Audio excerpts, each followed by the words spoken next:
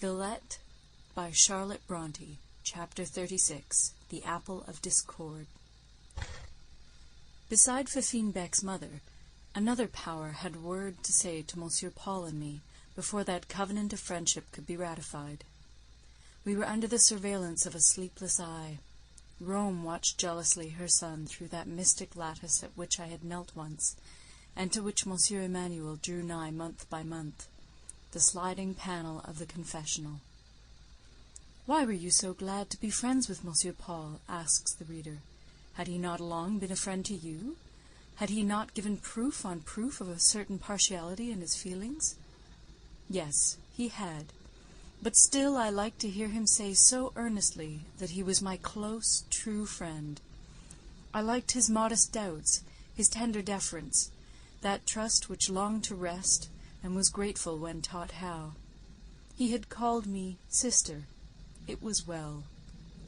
Yes, he might call me what he pleased, so long as he confided in me.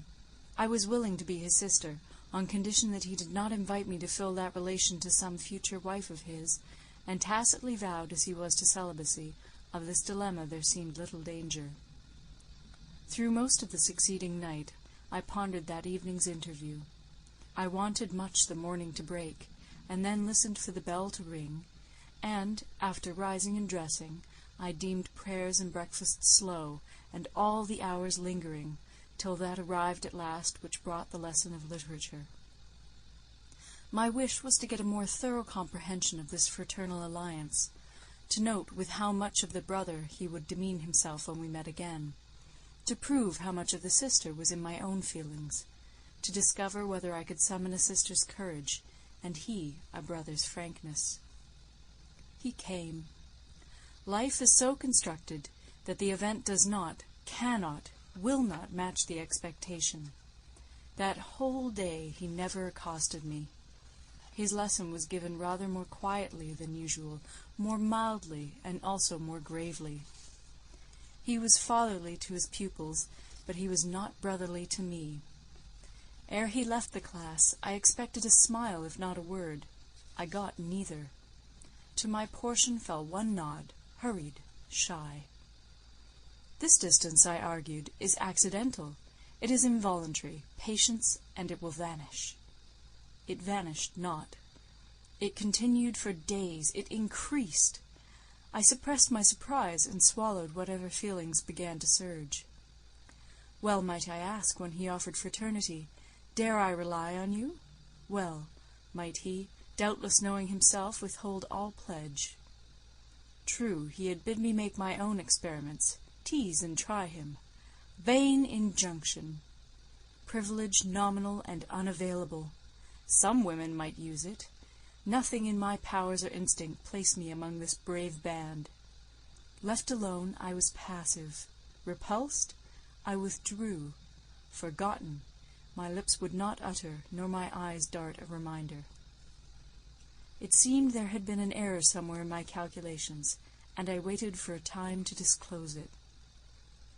But the day came when, as usual, he was to give me a lesson.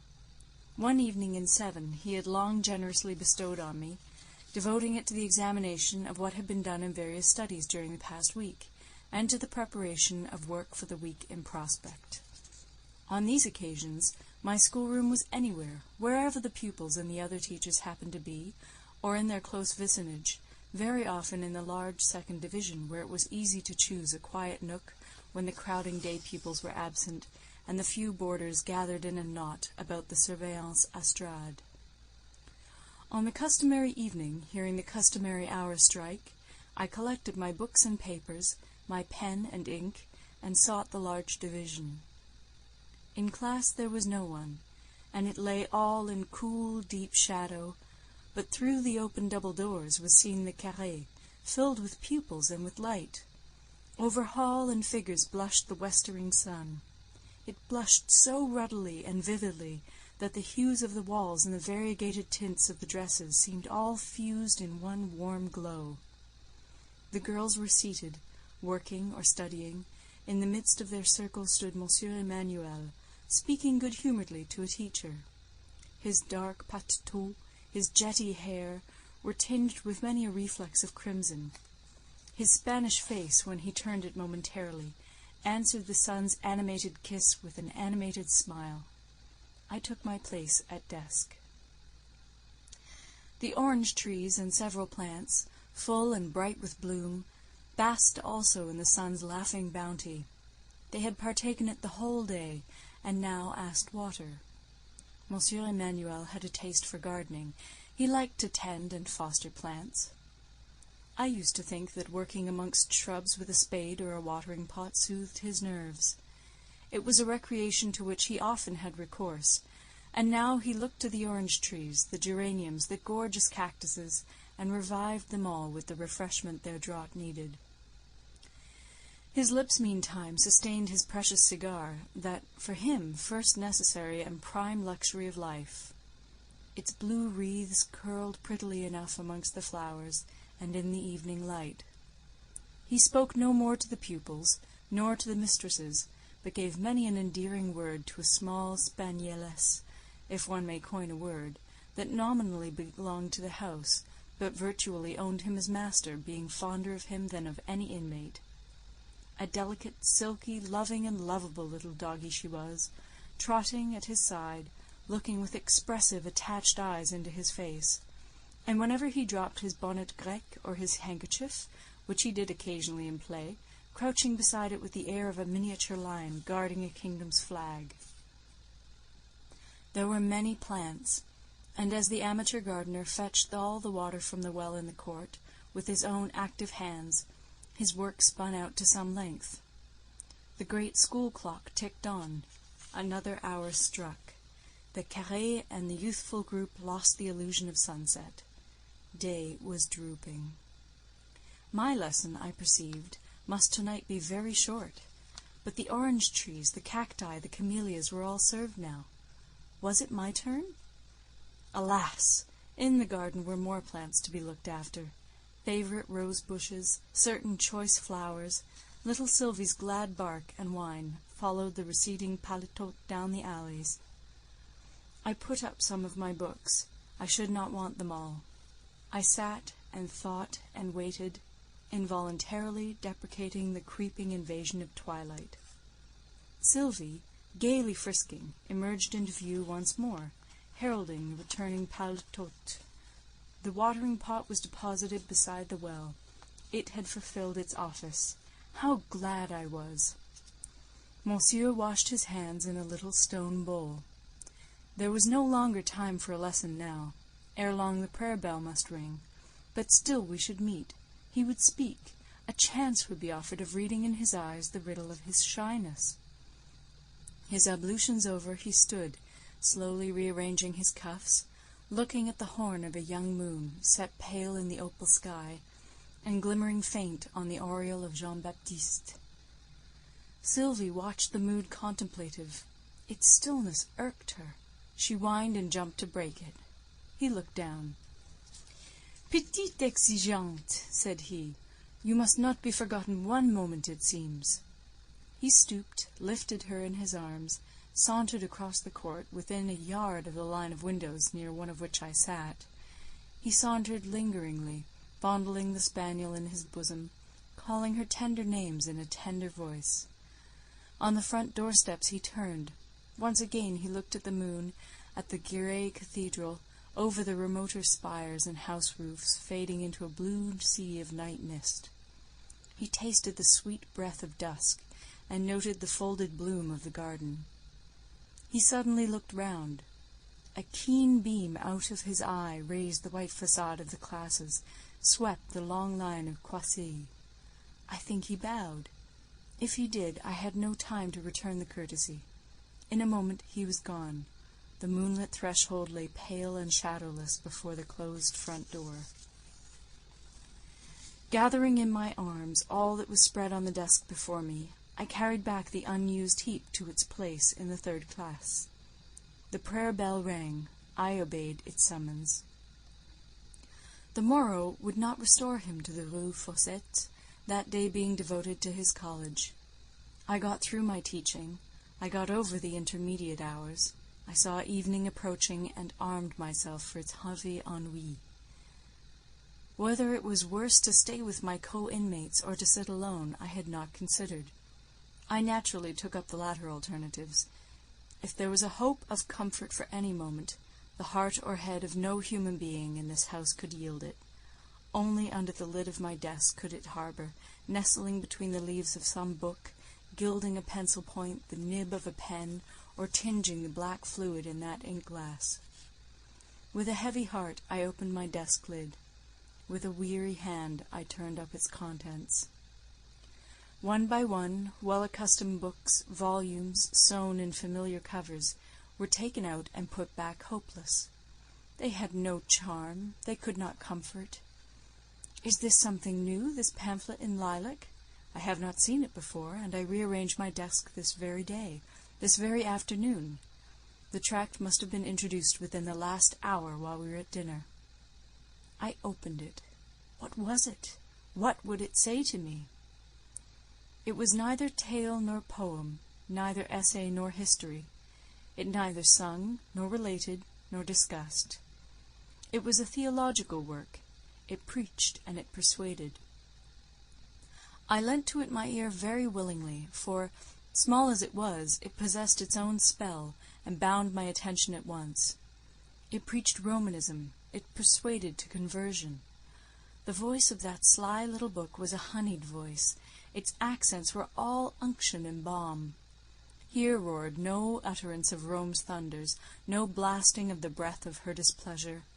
The Protestant was to turn Papist, not so much in fear of the heretic's hell, as on account of the comfort, the indulgence, the tenderness Holy Church offered. Far be it from her to threaten or to coerce. Her wish was to guide and win. She persecute? Oh dear, no, not on any account. This meek volume was not addressed to the hardened and worldly. It was not even strong meat for the strong. It was milk for babes, the mild effluence of a mother's love towards her tenderest and her youngest, intended wholly and solely for those whose head is to be reached through the heart. Its appeal was not to intellect. It sought to win the affectionate through their affections, the sympathizing through their sympathies. St. Vincent de Paul, gathering his orphans about him, never spoke more sweetly. I remember one capital inducement to apostasy was held out in the fact that a Catholic who had lost dear friends by death could enjoy the unspeakable solace of praying them out of purgatory. The writer did not touch on the firmer peace of those whose belief dispenses with purgatory altogether. But I thought of this, and on the whole preferred the latter doctrine as the most consolatory. The little book amused, and did not painfully displease me. It was a canting, sentimental, shallow little book, yet something about it cheered my gloom and made me smile. I was amused with the gambols of this unlicked wolf-cub, muffled in the fleece, and mimicking the bleat of a guileless lamb. Portions of it reminded me of certain Wesleyan Methodist tracts I had once read when a child. They were flavoured with about the same seasoning of excitation to fanaticism. He that had written it was no bad man, and while perpetually betraying the trained cunning, the cloven hoof of his system, I should pause before accusing himself of insincerity. His judgment, however, wanted surgical props. It was rickety. I smiled then over this dose of maternal tenderness, coming from the ruddy old lady of the 7 Hills. Smiled, too, at my own disinclination, not to say disability, to meet these melting favours. Glancing at the title page, I found the name of Père Silas. A fly-leaf bore in small but clear and well-known pencil characters, from PCDE to LY. And when I saw this, I laughed, but not in my former spirit. I was revived. A mortal bewilderment cleared suddenly from my head and vision. The solution of the Sphinx riddle was won. The conjunction of those 2 names, Père Silas and Paul Emmanuel, gave the key to all. The penitent had been with his director, permitted to withhold nothing, suffered to keep no corner of his heart sacred to God and to himself. The whole narrative of our late interview had been drawn from him. He had avowed the covenant of fraternity, and spoken of his adopted sister. How could such covenant, such adoption, be sanctioned by the Church? Fraternal communion with a heretic? I seemed to hear Père Silas annulling the unholy pact, warning his penitent of its perils, entreating, enjoining reserve, nay, by the authority of his office, and in the name and by the memory of all Monsieur Emmanuel held most dear and sacred, commanding the enforcement of that new system whose frost had pierced to the marrow of my bones. These may not seem pleasant hypotheses, yet by comparison they were welcome. The vision of a ghostly troubler hovering in the background was as nothing matched with the fear of spontaneous change arising in Monsieur Paul himself. At this distance of time, I cannot be sure how far the above conjectures were self-suggested, or in what measure they owed their origin and confirmation to another quarter. Help was not wanting. This evening there was no bright sunset. West and east were one cloud. No summer night mist, blue yet rose-tinged, softened the distance. A clammy fog from the marshes crept grey round Villette. To-night the watering-pot might rest in its niche by the well. A small rain had been drizzling all the afternoon, and still it fell fast and quietly. This was no weather for rambling in the wet alleys under the dripping trees, and I started to hear Sylvie's sudden bark in the garden, her bark of welcome. Surely she was not accompanied, and yet this glad, quick bark was never uttered save in homage to one presence. Through the glass door and the arching berceau I commanded the deep vista of the Allée Défendue. Thither rushed Sylvie, glistening through its gloom like a white guelder rose. She ran to and fro, whining, springing, harassing little birds amongst the bushes. I watched 5 minutes. No fulfilment followed the omen. I returned to my books. Sylvie's sharp bark suddenly ceased. Again I looked up. She was standing not many yards distant, wagging her white feathery tail as fast as the muscle would work, and intently watching the operations of a spade, plied fast by an indefatigable hand. There was Monsieur Emmanuel, bent over the soil, digging in the wet mould amongst the rain-laden and streaming shrubs, working as hard as if his day's pittance were yet to earn by the literal sweat of his brow. In this sign I read a ruffled mood. He would dig thus in frozen snow on the coldest winter day when urged inwardly by painful emotion, whether of nervous excitation or sad thoughts or self-reproach. He would dig by the hour with knit brow and set teeth, nor once lift his head or open his lips. Sylvie watched till she was tired. Again scampering devious, bounding here, rushing there, snuffing and sniffing everywhere, she at last discovered me in class. Instantly she flew barking at the panes, as if to urge me forth to share her pleasure or her master's toil. She had seen me occasionally walking in that alley with Monsieur Paul, and I doubt not considered it my duty to join him now, wet as it was. She made such a bustle that Monsieur Paul at last looked up, and of course perceived why, and at whom she barked. He whistled to call her off. She only barked the louder. She seemed quite bent upon having the glass door opened. Tired, I suppose, with her importunity, he threw down his spade, approached, and pushed the door ajar. Sylvie burst in, all impetuous, sprang to my lap, and with her paws at my neck and her little nose and tongue somewhat overpoweringly busy about my face, mouth, and eyes, flourished her bushy tail over the desk, and scattered books and papers far and wide. Monsieur Emmanuel advanced to still the clamour and repair the disarrangement. Having gathered up the books, he captured Sylvie and stowed her away under his paletot, where she nestled as quiet as a mouse, her head just peeping forth. She was very tiny, and had the prettiest little innocent face, the silkiest long ears, the finest dark eyes in the world. I never saw her but I thought of Paulina de Bassompierre. Forgive the association, reader. It would occur. Monsieur Paul petted and patted her. The endearments she received were not to be wondered at. She invited affection by her beauty and her vivacious life. While caressing the spaniel, his eye roved over the papers and books just replaced. It settled on the religious tract. His lips moved. He half-checked the impulse to speak. What? Had he promised never to address me more? If so, his better nature pronounced the vow more honoured in the breach than in the observance, for with a second effort he spoke. "You have not yet read the brochure, I presume? It is not sufficiently inviting." I replied that I had read it. He waited, as if wishing me to give an opinion upon it unasked.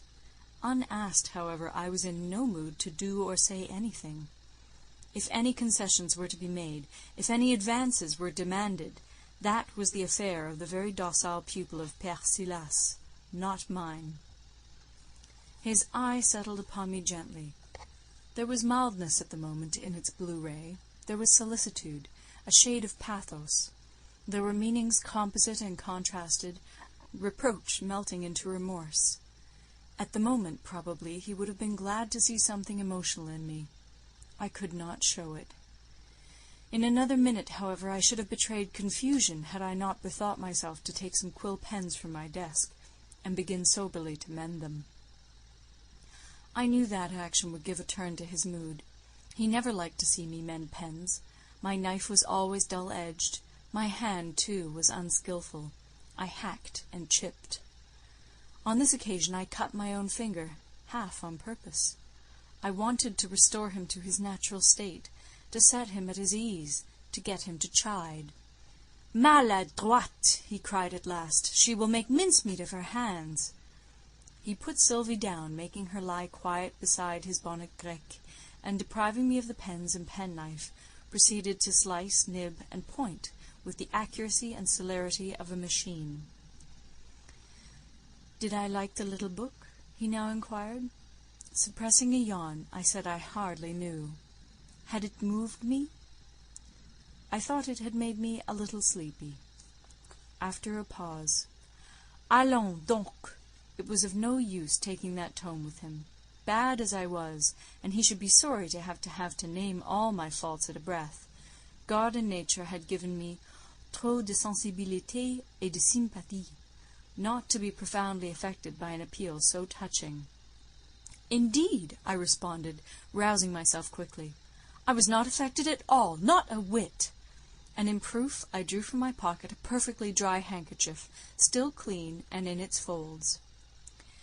Hereupon I was made the object of a string of strictures rather piquant than polite. I listened with zest. After those 2 days of unnatural silence, it was better than music to hear Monsieur Paul haranguing again in just his old fashion. I listened, and meantime solaced myself and Sylvie with the contents of a bonbonnière, which Monsieur Emmanuel's gifts kept well supplied with chocolate comfits. It pleased him to see even a small matter from his hand duly appreciated. He looked at me and the spaniel while we shared the spoil. He put up his penknife. Touching my hand with the bundle of new-cut quills, he said, "Dites donc, petite sœur, speak frankly. What have you thought of me during the last 2 days?" But of this question I would take no manner of notice. Its purport made my eyes fill. I caressed Sylvie assiduously. Monsieur Paul, leaning over the desk, bent towards us. "I call myself your brother," he said. "I hardly know what I am, brother, friend, I cannot tell. I know I think of you. I feel I wish you well. But I must check myself. You are to be feared. My best friends point out danger and whisper caution. You do right to listen to your friends. By all means be cautious. It is your religion, your strange, self-reliant, invulnerable creed, whose influence seems to clothe you in, I know not what, unblessed panoply. You are good. Père Silas calls you good, and loves you. But your terrible, proud, earnest Protestantism, there is the danger. It expresses itself by your eye at times, and again it gives you certain tones and certain gestures that make my flesh creep. You are not demonstrative, and yet just now, when you handled that tract, my God, I thought Lucifer smiled.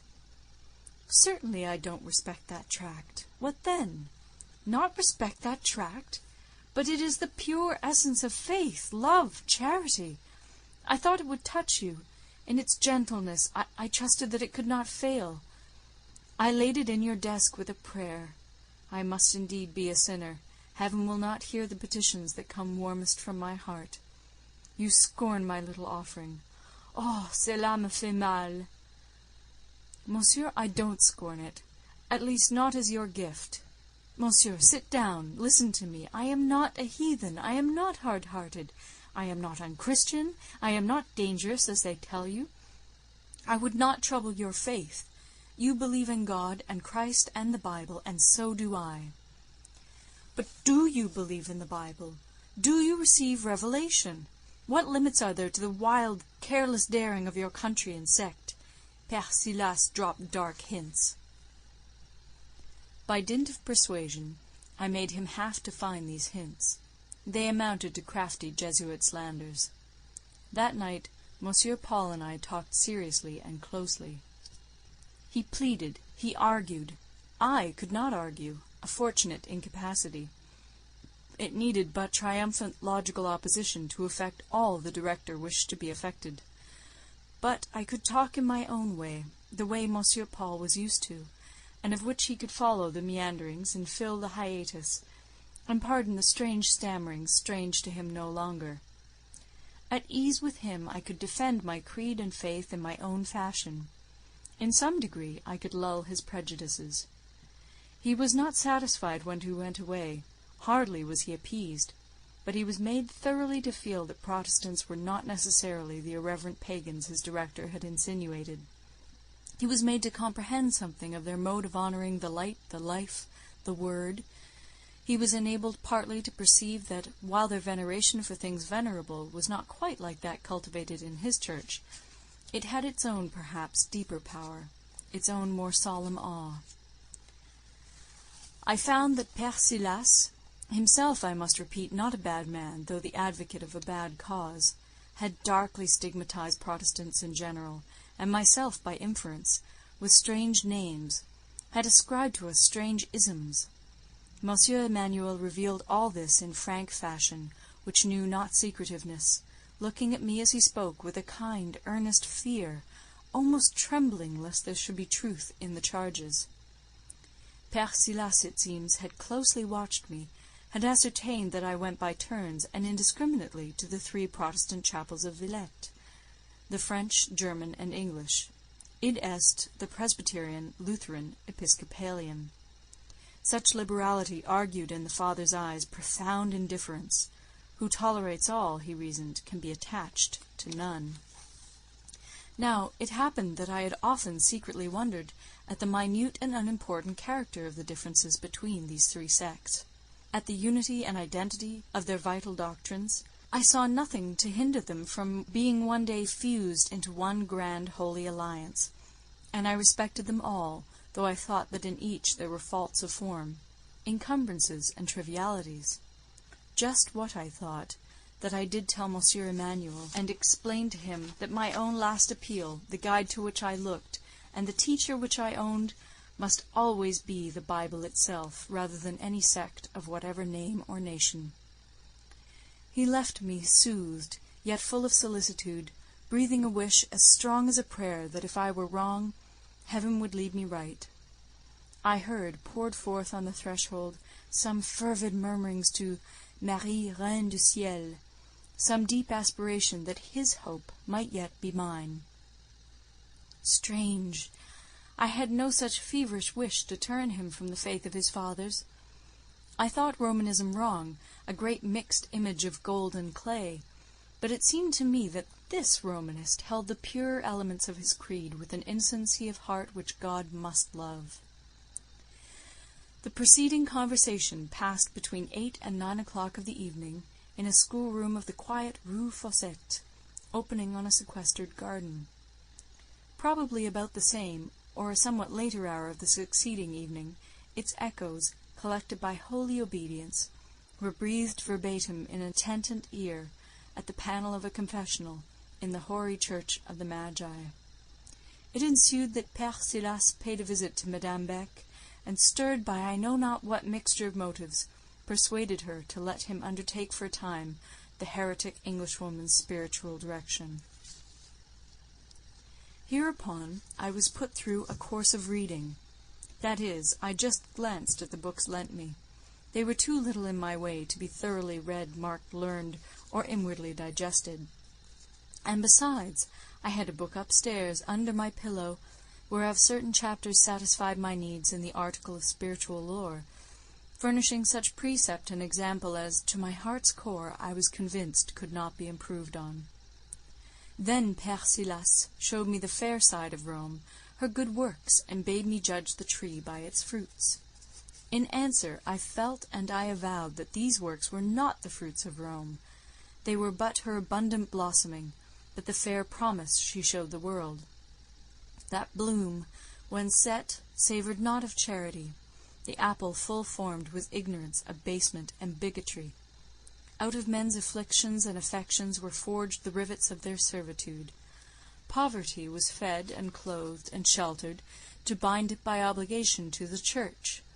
Orphanage was reared and educated that it might grow up in the fold of the Church.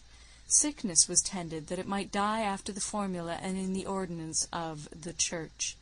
And men were overwrought and women most murderously sacrificed, and all laid down a world God made pleasant for his creatures' good, and took up a cross monstrous in its galling weight, that they might serve Rome, prove her sanctity, confirm her power, and spread the reign of her tyrant Church. For a man's good was little done, for God's glory less.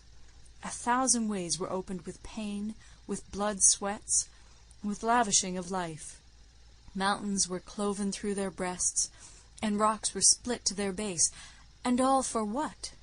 That a priesthood might march straight on and straight upward to an all-dominating eminence, whence they might at last stretch the sceptre of their Moloch Church?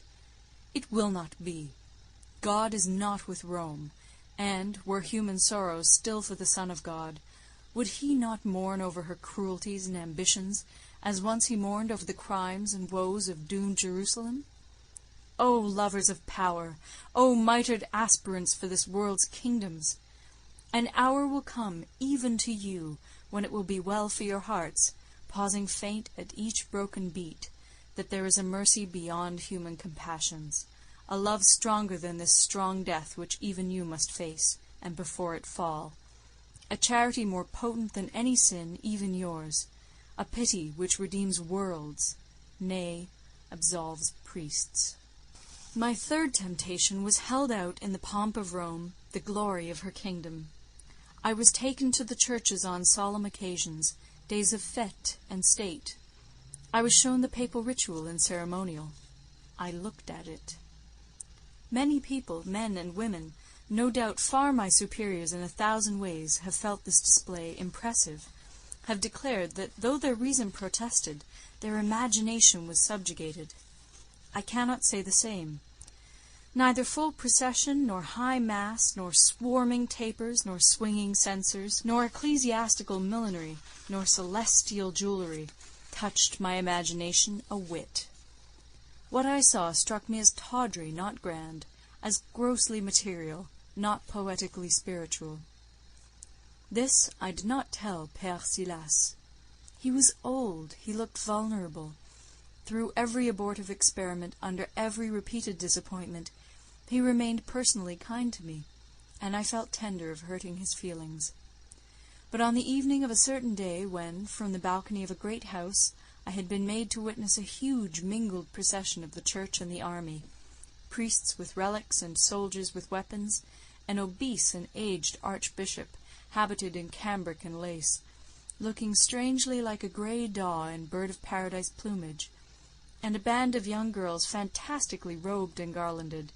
Then I spoke my mind to Monsieur Paul. I did not like it, I told him. I did not respect such ceremonies. I wished to see no more. And having relieved my conscience by this declaration, I was able to go on, and, speaking more currently than my wont, to show him that I had a mind to keep to my reformed creed, that the more I saw of popery, the closer I clung to Protestantism. Doubtless there were errors in every church, but I now perceived by contrast how severely pure was my own compared with her whose painted and meretricious face had been unveiled for my admiration. I told him how we kept fewer forms between us and God, retaining indeed no more than perhaps the nature of mankind in the mass rendered necessary for due observance. I told him I could not look on flowers and tinsel, on wax lights and embroidery, at such times and under such circumstances as should be devoted to lifting the secret vision to Him whose home is infinity, and His being eternity. That when I thought of sin and sorrow, of earthly corruption, mortal depravity, weighty temporal woe, I could not care for chanting priests or murmuring officials. That when the pains of existence and the terrors of dissolution pressed before me, when the mighty hope and measureless doubt of the future arose in view, then even the scientific strain, or the prayer in a language learned and dead, harassed with hindrance a heart which only longed to cry, "God, be merciful to me, a sinner!" When I had so spoken, so declared my faith, and so widely severed myself from him, I addressed, then at last came a tone accordant, an echo responsive, one sweet chord of harmony in two conflicting spirits. "Whatever say priests or controversialists," murmured Monsieur Manuel, "God is good and loves all the sincere. Believe then what you can, and believe it as you can. One prayer at least we have in common. I also cry, Ô Dieu, sois apaisé envers moi qui suis pécheur." He leaned on the back of my chair. After some thought he again spoke. "How seem in the eyes of that God who made all firmaments, from whose nostrils issued whatever of life is here, or in the stars shining yonder, how seem the differences of man? But as time is not for God, nor space, so neither is measure nor comparison. We abase ourselves in our littleness, and we do right. Yet it may be that the constancy of one heart, the truth and faith of one mind according to the light He has appointed, import as much to Him as the just motion of satellites about their planets, of planets about their suns, of suns around that mighty unseen centre incomprehensible, irrealizable, with strange mental effort only divined. God guide us all. God bless you, Lucy." End of Chapter 36. Recorded by Moira Fogarty.